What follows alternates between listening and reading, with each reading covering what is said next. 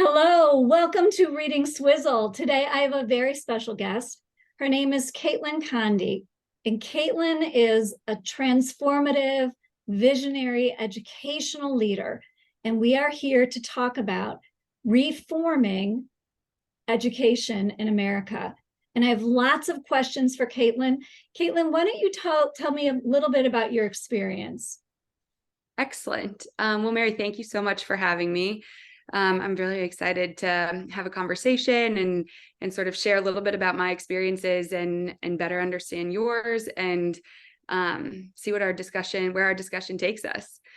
So my name's 𝐂𝐀 Condie, and I have sort of always been interested and in the world of education. When I was in high school and college, I worked in different classroom settings and did a couple different jobs in the school world. And then when I graduated from college, I went into teaching, and I taught kindergarten for a little while. And then I was at the same time pursuing a master's in reading instruction and curriculum theory. I'm still not sure how I continue to remember that title.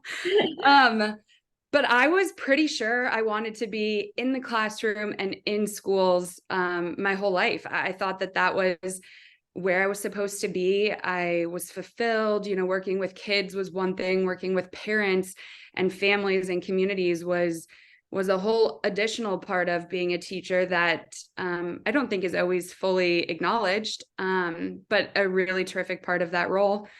And then I found myself in a conversation with people that worked at the U.S. Department of Education who were doing tremendous things on behalf of students and parents, again, in communities.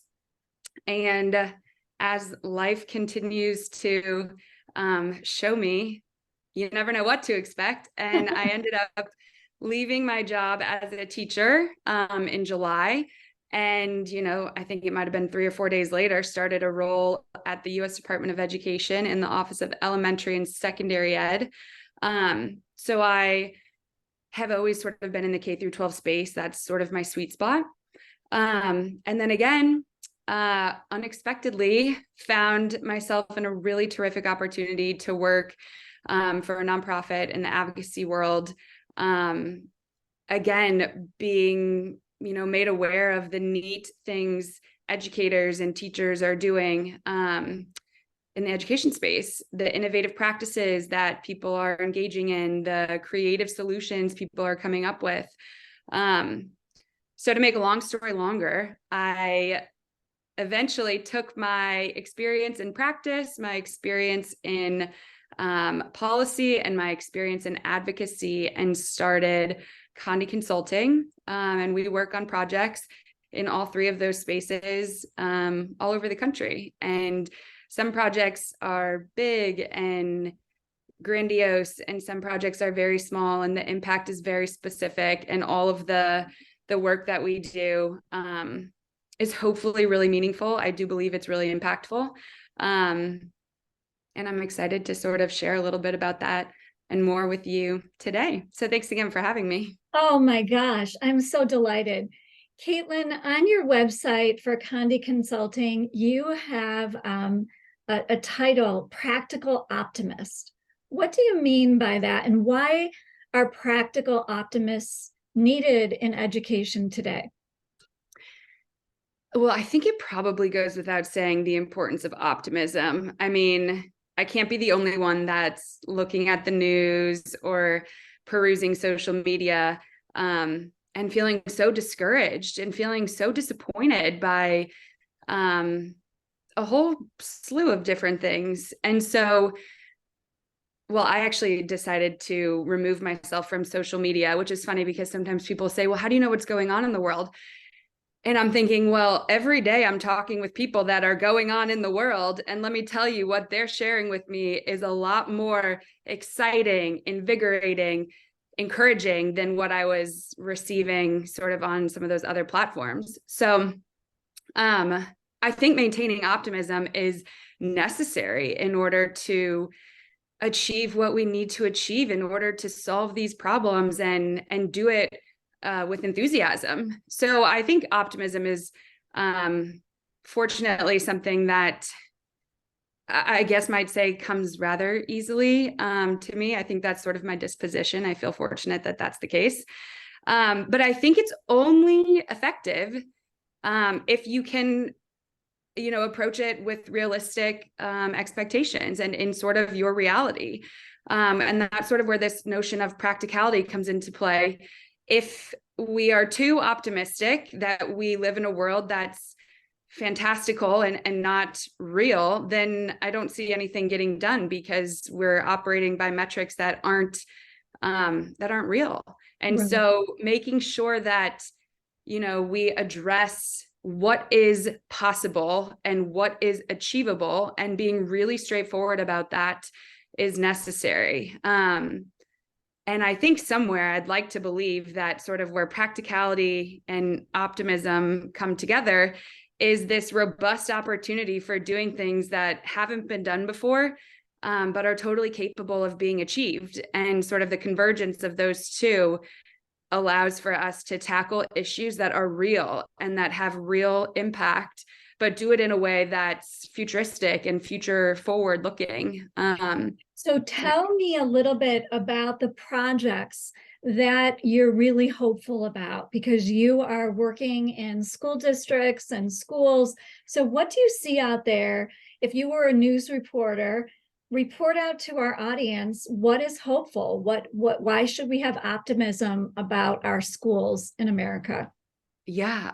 So I think that one of the neatest things, and it always feels a little counterintuitive to say, but something that a positive from COVID is this idea of reimagining what education looks like. I mean, on the turn of immediately people had to close down schools and figure out a way to educate kids. Like right there, suddenly catapulted everybody into this idea that school doesn't take place in a brick and mortar building always. It can't. And sort of from there, people have built so many different ways to educate students, and they're doing it in ways that really specifically speak to individual needs of students, individual needs of communities. Not every school district, not every school serves the same group of people. And so to deliver instruction in a way that's so uniform is no longer the way things roll. And I think that's really exciting. I think the opportunities that are coming about to reach kids where they are and where they need to be met is really encouraging. Every day I'm in conversations where I'm truly mind blown by how creative some of these educators and innovators are in the way that they're delivering instruction to students and delivering support to families and delivering services to their communities. I mean, it's all coming together, and I think that's really exciting. Well, you have a wonderful blog, and I would encourage listeners and viewers to go to Condie Consulting and your blog. And there was an article written by an educator about campifying education. And I have never heard that or read that. And it really struck me because kids that are fortunate enough to go to camp love camp. And my own sons went to camp. And I thought his ideas were really, really unique. And I was wondering if you've seen that in any of your work where people are trying to bring in camp type elements to get kids excited about coming into the schoolhouse. Yeah. So I feel really fortunate that I've had sort of unique experiences and opportunities in the camp world and then also in the classroom. And I loved this post for all the reasons you just mentioned. So many kids relish their experiences at camp and don't necessarily find the same joy in the classroom. And when you think about it, camp and these out of school opportunities are educational moments. Students are learning how to become leaders. They're learning how to get involved in their passions. They're learning how to communicate and interact with other kids. I mean, very, very explicitly, these out of school moments are educational opportunities. So figuring out how to bring these two worlds together in ways that amplify both, experiences, to me seems really great. And yes, the blog post that Tom wrote about Campifying Education, I experienced and loved to sort of pick his brain, actually, many years before he wrote this post about how to do that. He set a great example when he was a teacher. I incorporated many of those ideas and thoughts into my own practice when I was a teacher.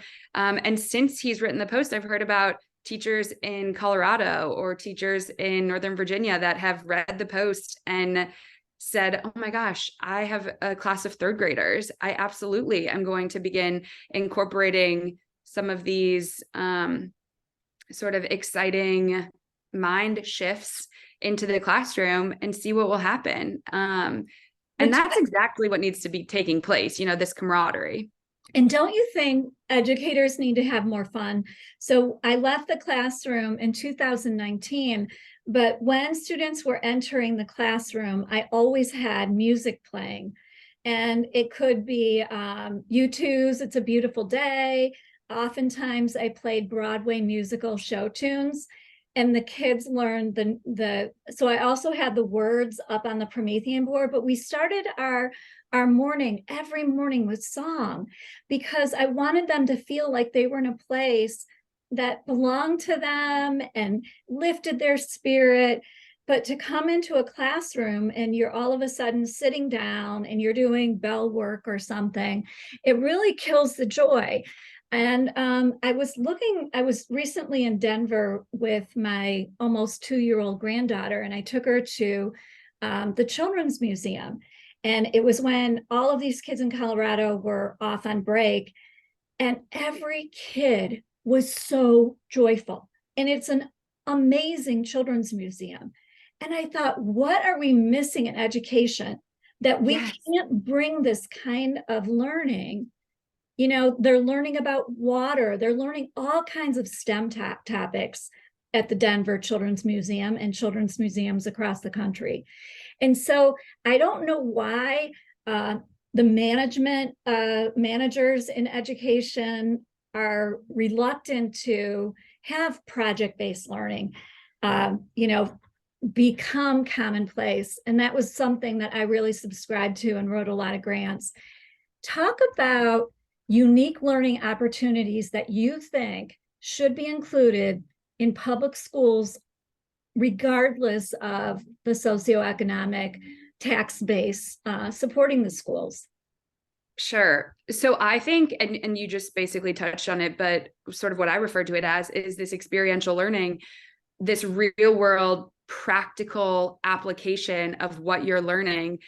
I think that needs to be in every single classroom, whether you're in first grade or whether you're, a senior in high school about to go off to the real world. I think applying what it is we're learning and what it is we're teaching students has such profound impact on making kids happy, excitable learners. When you are sitting in a math classroom and you're going through textbooks and doing practice sheets and practice problems, it feels isolated. It feels like you kind of lose sight of why it is you're learning about these things.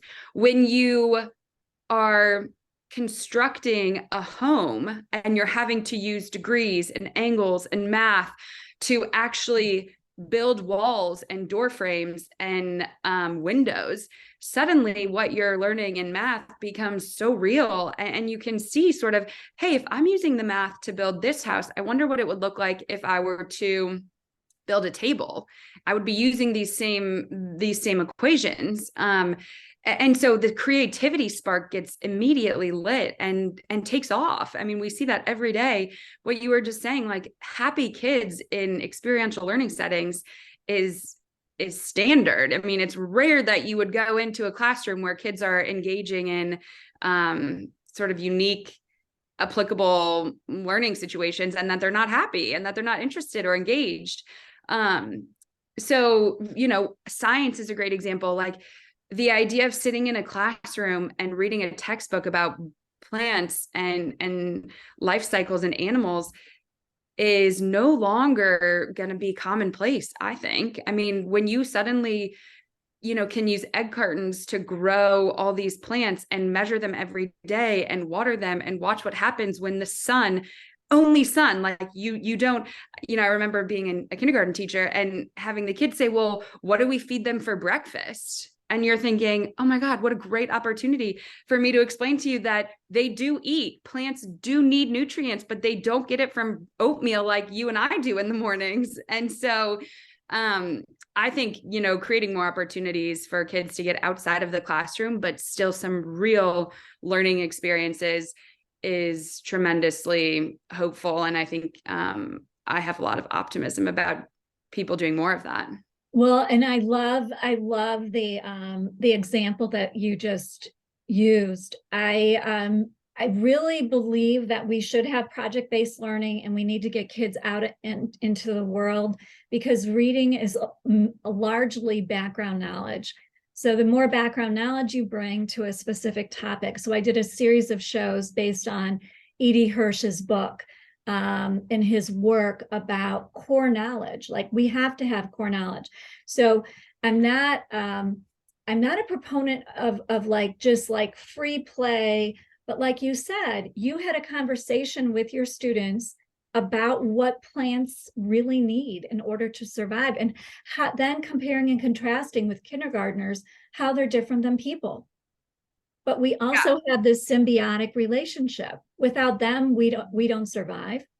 And then it can grow even more from there. Like, we don't survive, they don't survive without us. So I think something as simple as growing plants in your classroom, incorporating music in your classroom, sitting down maybe at the end of the day. I don't know, you're like my kids' ages, but what kinds of things, community building practices, do you remember from camp? That's a great question. Whenever I was involved in camp, there was always sort of this community service component. So whether I was in camp out in Du Bois, Wyoming, or in St. Louis, Missouri, there was always this reminder that you're a part of something bigger. And just by attending the camp, it's important for you to make note of that. And so we would do projects engaged with different community members or different community institutions to sort of give back. But I also, this is making me think of this idea that everybody should be at these tables of discussion. And so when you're at camp, what a great opportunity to have conversations with people that have different perspectives, that are in the community, that can teach you through storytelling and discussion. It doesn't, again, have to be this pre-planned lesson, but involving community members by sharing their experiences or sharing their own passions. I can remember being at camp and having somebody who was a bird watcher come and share, tips and tricks about how to be super still so that birds can get close so that you can see them, or how to create a nectar for your bird feeder that is just sweet enough that it attracts the birds, but it's not over powerful, where I guess, it deters the birds. So, learning from people's passions, learning from different people's experiences, I also find to be really helpful. And again, there's this little notion of, all of this sounds terrific and lofty.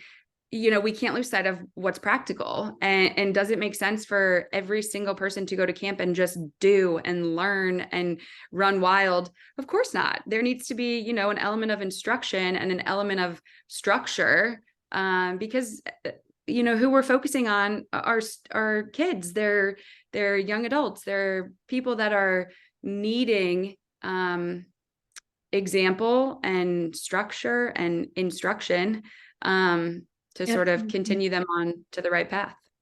So what I love is, through our discussion right now, you're bringing in all of these different ideas So the campifying, but also community involvement. So this is the kind of thing that we can do easily in schools. It doesn't take an act of Congress or state legislatures to approve, some of these really simple ideas. But I think kids need to get out of the school and into the community, which really made me think of, we always would go and interview senior citizens, and the kids would ask about their life at a particular time. So if they were in the kids were in second grade, they would ask the senior, what was life like for you when you were 7 or 8 years old? And we did a video. So it was they were oral history primary sources, but the seniors taught the kids so much. And again, I think senior citizens, if teachers wanted to call up the local senior center and ask, can I have my students interview, seniors, or can we go out to you? Yeah. That's like a really simple thing. I agree. And that's what we have to prepare kids for in the 21st century. I agree. And the only thing I would love to sort of add to that is it can start with teachers getting out into their communities, or school leaders getting out into their communities.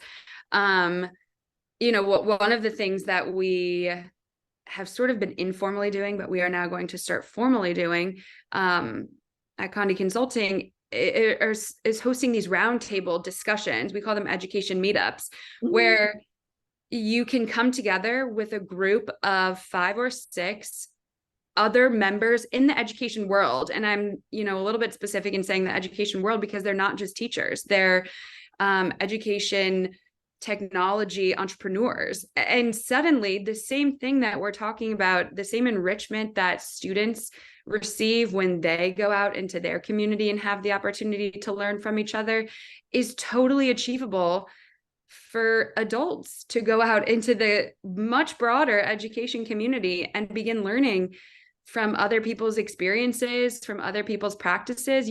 These conversations, 5 to 6 people for 60 minutes to 90 minutes, suddenly you have 5 experts, and they're not experts on, just anything. They are experts on what they have done that has worked. So you can learn from them as far as what they've done that's worked, but then you can create these relationships with people who can then continue to shed light on your practice or continue to brainstorm with you on solutions.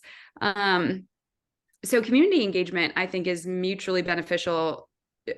I don't know who loses when everybody comes together to discuss. I really don't. You know what? And that was one of the things that drew me to you. And I wanted you to come on the pod and videocast, because those community roundtables, I thought that was such a fabulous idea. So where can people sign up? When will you be hosting those roundtables, et cetera? Yeah. So right now, we will be hosting 2 in May and 2 in June. And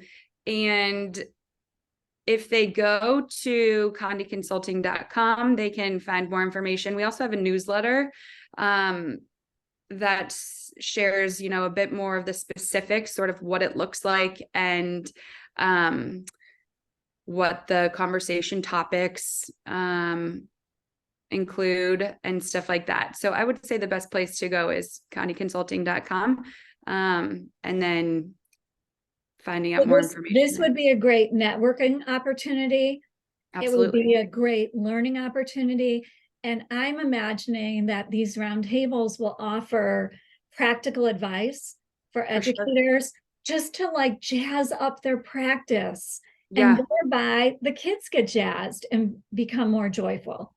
Yeah, I mean, that's what I'm envisioning. I will not lie. I spend a lot of time sort of daydreaming, I guess might be what it's colloquially referred to as, but I spend a lot of time thinking about what the world would look like if some of these practices just became every day, every week happenings. If every month we were facilitating conversations between people in the education space all over the the country. Actually, I can now say all over the world, because we are in conversation with people in Australia and in London.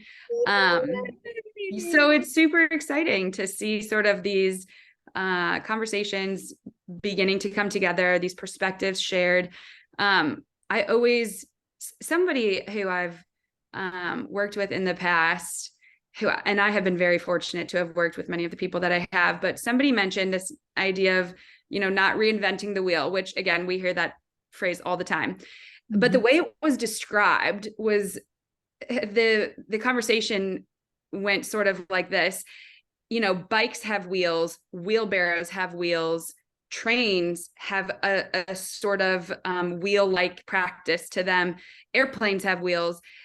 All of these different wheels exist, and yet they do the same thing. They are circular, and they have some type of structure to them. And so when you break it down like that, this idea of not reinventing the wheel, just modifying the wheel to serve different purposes, suddenly becomes so impressive. And I start thinking, I hope other people do, but I start thinking, well, how could the wheelbarrow wheel that is working for a school in Louisiana suddenly work for English language learners in Oklahoma? And yes, then start sort of pitching different ideas. And that's what happens at these conversations. That's what happens when people get together and share what they're proud of and discuss what they're frustrated by.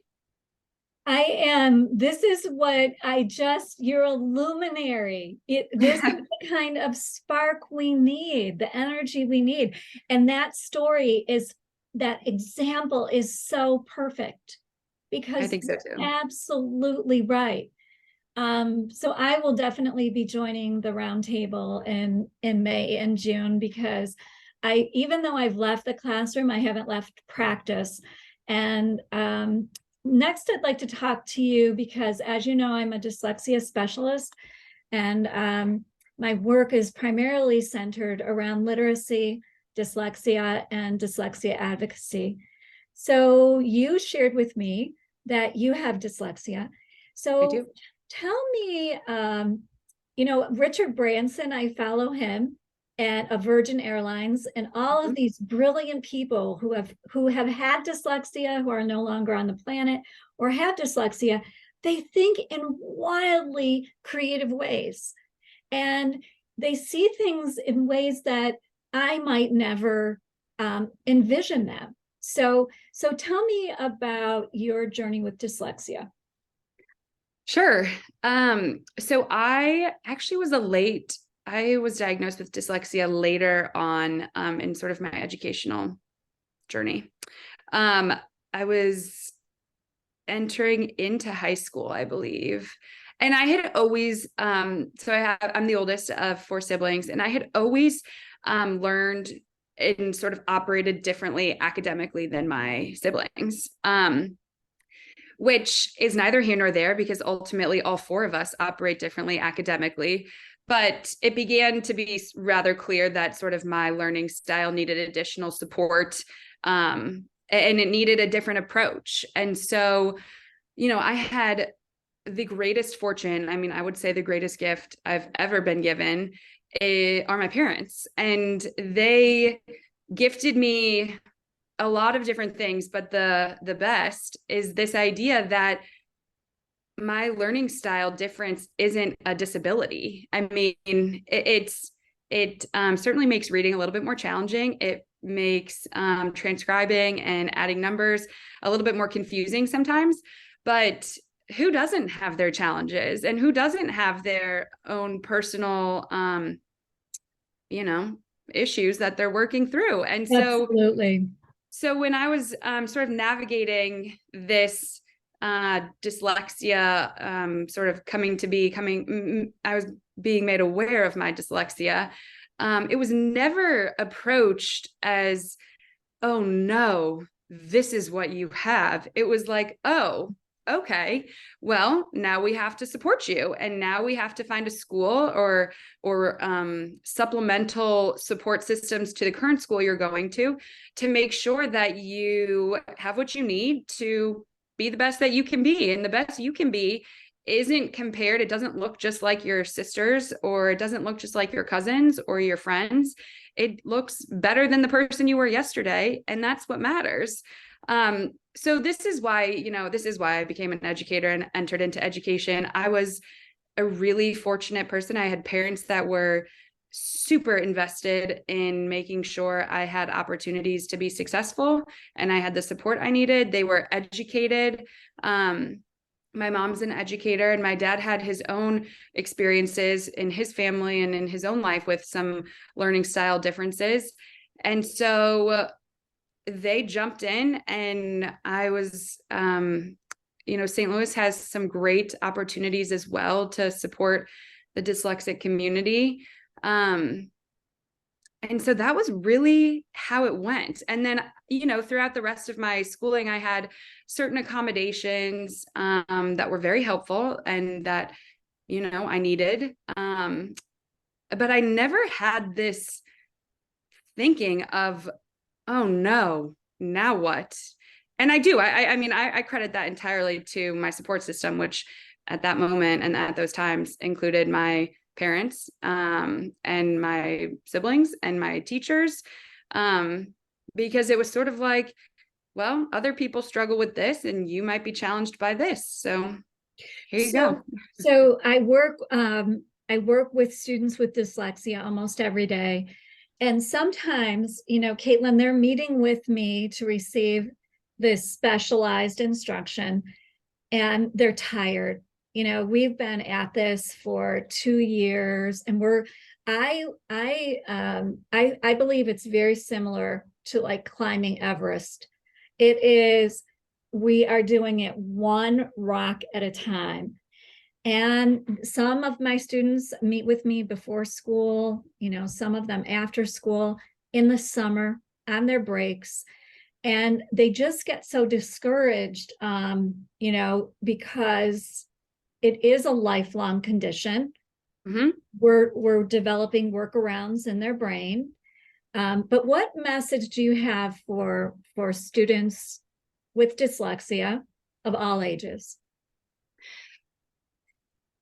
It is really challenging. And I can look back and sort of have those rose-colored glasses, but I was that student before school, during all of my free periods, after school, during the summers. When I left college, I had to go back to some of the people that had supported me and taught me, because I was regressing. I was looking at words and I'm thinking, I don't know how to read that. And I thought, what's wrong? What's happening to me? So it's a lifelong journey. But there are so many advantages to having a brain that is big picture and creative. And, I find that it's ironic, because while reading words is a challenge for me, I think in language. Like, I don't think in pictures, so to speak. So I find myself, in my downtime, sort of thinking about, well, how would I respond if I was ever asked this question, or what language? And I've heard people in similar situations who have dyslexia as well share that, and they sort of talk about they make connections between conversations that other people who are maybe more focused on the minutia aren't always able to connect. And so I think what I would say, and this has been my experience, so I'm not by any means claiming to speak for the whole dyslexic population or community, but from my experience, pursuing avenues that are of interest make sort of the work worthwhile. And that's not to say that I don't work, or that people who pursue things that are of interest to them, get the easy way. It requires a lot of work and it's a lot of commitment, but you start enjoying it in ways that might look different. And ultimately, school is challenging for people with learning style differences. That's why I think it's optimistic that there's different ways being considered to deliver instruction. And, again, I always struggle with this practical optimism. People have to go through schooling. It's important to learn how to read and to engage in activities that instruct you in that way. That's tough when reading itself is an exhausting challenge. There's no way to skirt the difficulties, I think. And so my solution has always been, well, it's going to be super tough, but like I said, everybody's going to have their challenges. So how can I enjoy it along the way? Well, I'm able to engage in work that fuels me. I'm able to spend most of my time in conversation so that my, proofreading time is to a minimum. And then you find people that can help support you. You find people, when I was working at the department, one of my coworkers was terrific at spelling. I mean, she could look at anything. And so before I would send big emails, I would ask, could you read this really quickly? I know that spelling is not even remotely close to one of my strengths. I could read, those funny games where all the words are jumbled and you have to order the letters in the right way to read the words. I mean, I could read that perfectly with all the jumbled letters and not think twice about it or know how to correct it. So you find people that can help support you and sort of plug in their strengths to your challenges. And then, you foster great friendships. And so that makes it exciting. And so there's there's opportunity to be really happy and to be really happy and to be really fulfilled amongst the challenge. Because, I guess to put it bluntly, no one's escaping the challenge. No one's escaping the struggle. I love that message. I love it. And figure out how to do it. And don't you think also, I was at a Wright's Law conference yesterday. So it was for special education advocacy. And Pete Wright was the person putting on the conference, and he was amazing. But I sat next to a woman who's advocating for her children in the Columbus, Ohio schools. And she actually was just pictured in the latest New York Times article about, why kids can't read. But she said because she doesn't have, she doesn't have money for outside tutoring. She doesn't have access. She was there of her own accord to try to learn as much as she can to advocate for her own children in the Columbus City schools. That what I think it's so, the kids with whom I work, their parents sound a lot like yours. But the number of kids we're missing, I think that's where I hope we start to change our practice, because we're missing, like, not everyone is receiving what we know works. Yeah, which is why, I agree entirely. The post you wrote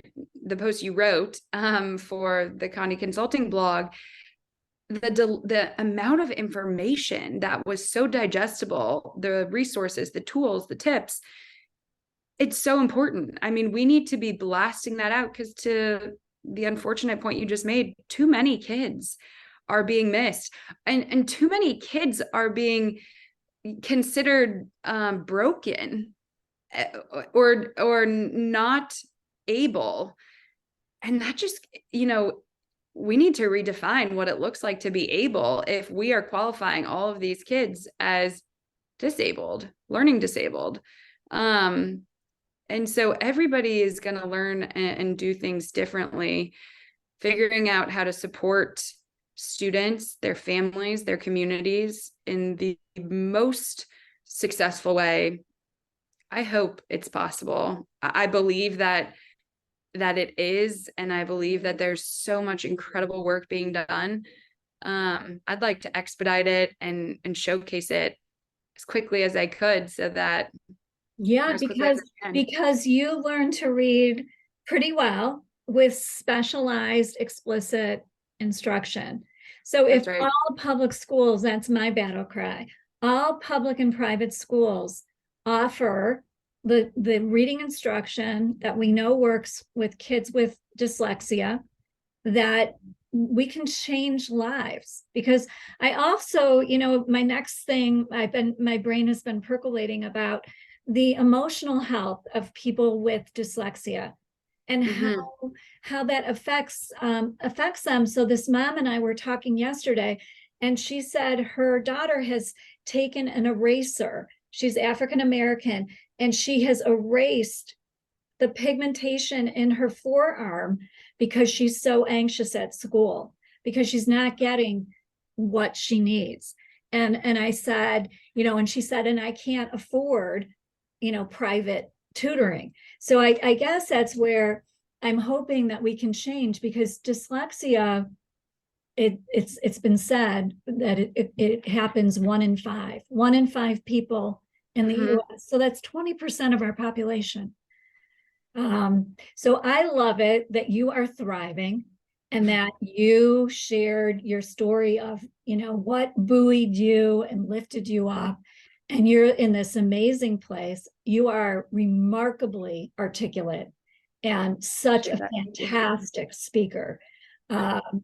So that's, I see so many great things ahead for you. And what I love is that you want to bring people together, and that you want to tap into expertise, and you don't want people who are saying that can't happen, it's impossible. You are really thinking about how can we practically implement ideas and strategies to change students' lives. Yep. I do not take well to, well, we can't do that, or that's not, that won't work, or that I can't make that happen. So I thought this was another interesting part of your consulting business, that you have this 3-pronged approach: policy and communication, practice and innovation, and advocacy. And I really haven't seen that 3-pronged approach anywhere else. I love the advocacy. I love the innovation and practice, and the policy and communication. So regular educators and parents that are listening, how might they start or ignite conversations within their own schools, in their own communities, about policy, practice, innovation, and advocacy? Oh, I wish I had the perfect golden nugget answer to this question, because I think every community can thrive from a different approach. Essentially, and sort of what I always lead with is, if you have found somebody that disagrees with you, lean in. Why? Why do they disagree with you? Why do they think what you're proposing isn't a good idea? What do they think would be a better idea? I find myself in occasionally contentious conversations with people that, either I disagree with or that I'm watching disagree. And I always ask the question, well, then what is your solution? If you are going to knock on mine, what is your solution? And if I can approach it from this perspective of, I want to learn, you are clearly, whoever this person is that I'm having a conversation with, is clearly invested. They are passionate enough to engage in a discussion.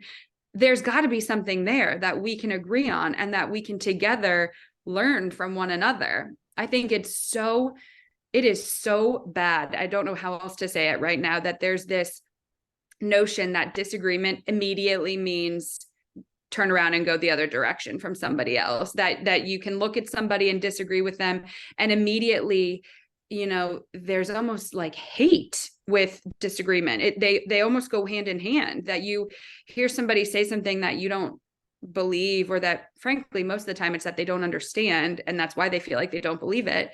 And so then they turn around and walk away. Don't do that. If you are proposing policy amendments or legislation changes that is being met with constant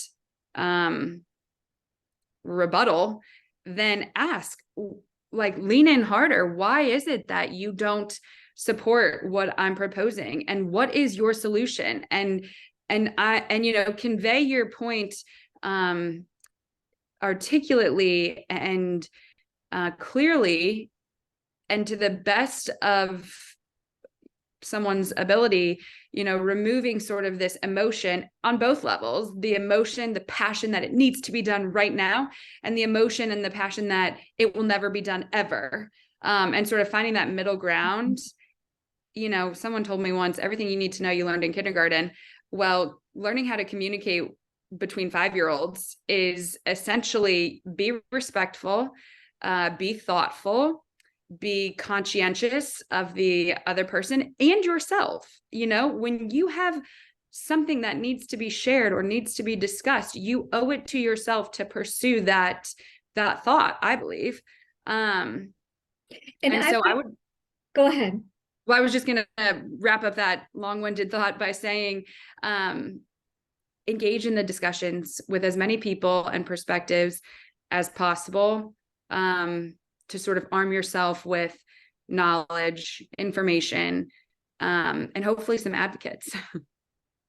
And don't you think it's also important to get at the root of what people's fears are? So, Sure. So what, like if there's an obstruction or an obstacle, well, why are you so fearful? And really lay it all out. Yeah. Pete White said this, the attorney for special ed, and he's argued cases before the Supreme Court. And he said, when he had a case before the Supreme Court, the justices know the facts, they know the law. So really what you need to do when you're trying to present your case to someone is to share a story. So the sharing the story of your wheel, that the wheels on all these different modes of transportation, that sticks in your head. But he said they have to come away with, why is it? What is the story behind this? Like, why do we want to make this change? And if we don't make the change, what might the story look like? So I just thought that was really, really helpful. Yeah. And he always has parents go into meetings and make a statement about their child to all the people sitting around that IEP table, things that they might not know, because this is a child we're talking about. So powerful. Okay, Caitlin, give us a 1-minute pitch of what you can offer school districts and people out there who might contract you for services. Sure. I would say the biggest offering I have is this, is passion coupled with logistical understanding and awareness. So I can create these conversations. I can bring people together that you might know, and then I can facilitate the conversations, or I can bring people together that you don't have any idea exist, but are trying and attempting to solve the same problems that you are. I can share with you resources and human resources, as well as sort of practical resources that can inspire you in your own practice or shape your future practice, amend your previous practice.